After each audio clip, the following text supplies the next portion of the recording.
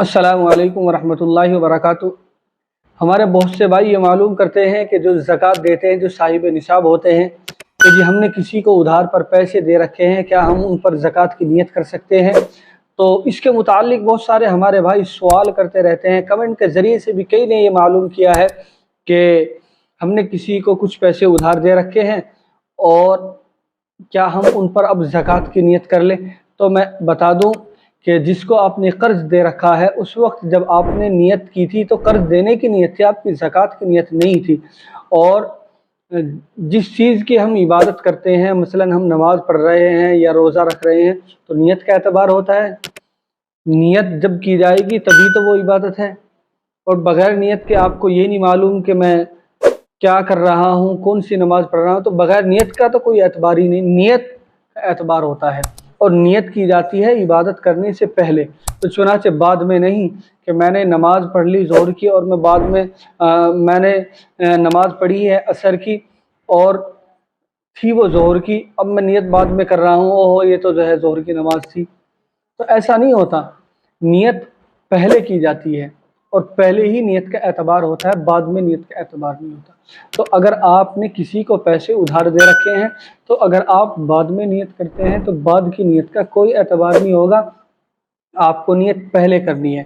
मसलन आपका कोई भाई जो है गरीब है, कोई बहुत ज़्यादा गरीब है, अब चुनांचे हम उसको कुछ पैसे देना चाहते हैं, चुनांचे आप दे दें और नियत ये कर ले कि मैं अपनी ज़कात दे रहा हूँ। उसको बताना, सामने वाले को बताना कोई ज़रूरी नहीं, सिर्फ आपकी नियत करना काफ़ी है।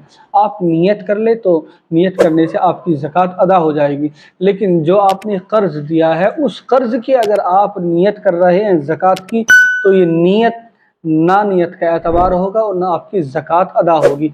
हाँ, इसकी मैं एक तदबीर आपको बताता हूँ।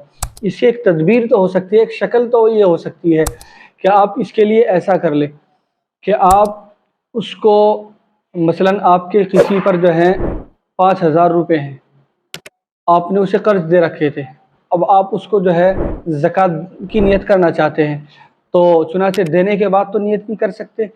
तो अब उनको ज़कात में शामिल करने के लिए एक तरीका, एक तदबीर मैं आपको बताता हूँ।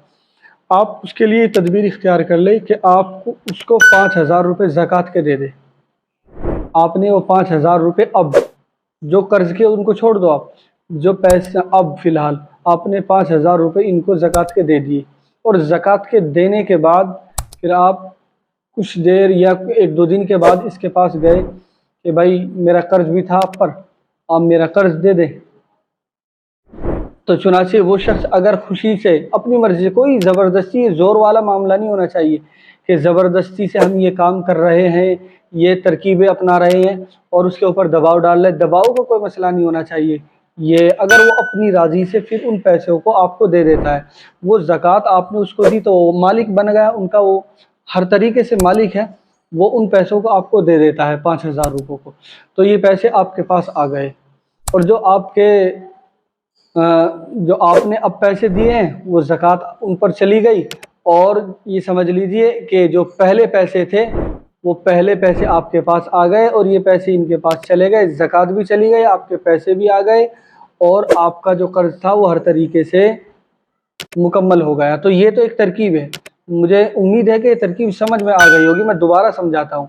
मसलन किसी के पास आपके 5,000 रुपये कर्ज़ थे, अब आप ज़कात की नियत करना चाहते हैं बाद में, तो अब तो नियत का कोई एतबार नहीं। अब आप उनको किस तरीके से निकालें, या किस तरीके से उसको ज़कात दें। इस वक्त आप उसको 5,000 रुपये ज़कात के दे दें। ज़कात उसको दी, वो मालिक बन गया। मालिक बनने के बाद 1-2 दिन के बाद या उसी दिन किसी वक्त जो है आप उसके पास गए, भाई मेरे आपके पास कर्ज़ से 5,000 रुपये, आप वो दे दें, तो वो खुशी से आपको दे देता है। तो चुनांचे जो आपने इनको 5,000 अब दिए थे, वो ज़कात समझकर आपने नियत करके ज़कात की जो दी थी, वो पैसे उन पर चले गए, वो उनके मालिक हो गए।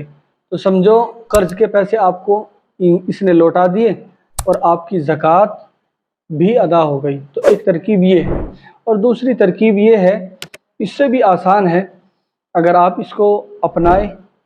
तो दूसरी तरकीब ये है कि ये शख्स, यानी जिसके ऊपर कर्ज़ है, ये शख्स जिसके ऊपर कर्ज है ये किसी तीसरे शख्स से पैसे उधार ले लेता है, कर्ज ले लेता है। मसलन 5,000 रुपये इसने तीसरे किसी आदमी से उधार लिए और उधार लेने के बाद इसने आपको दे दिए, तो आपका कर्ज आपके पास आ गया। फिर इस कर्ज को आप जो है नियत कर ले कि मैं ज़कात दे रहा हूँ, ज़कात की नियत करके इस शख्स को दे दे। इस शख्स के पास चले गए, ये मालिक बन गया उनका। अब ये मालिक बनने के बाद इन पैसों को तीसरा आदमी को लौटा दे या कुछ भी कर ले, अपनी ज़रूरत में इस्तेमाल कर ले, और तीसरा आदमी को जब इसका दिल चाहे जब करे इसका, और तीसरे का मामला है, तो इस तरीके से भी आपकी ज़कात अदा हो जाएगी। लेकिन कहने का मकसद ये है कि जब आपने कर्ज दिया था उस वक्त आपकी ज़कात की नियत नहीं थी, तो आपकी ज़कात भी अदा नहीं होगी।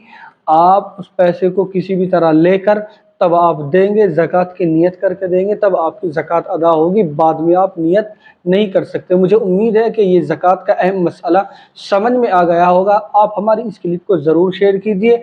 हमें आप अपनी दुआओं में ख़ास तौर से याद रखिए।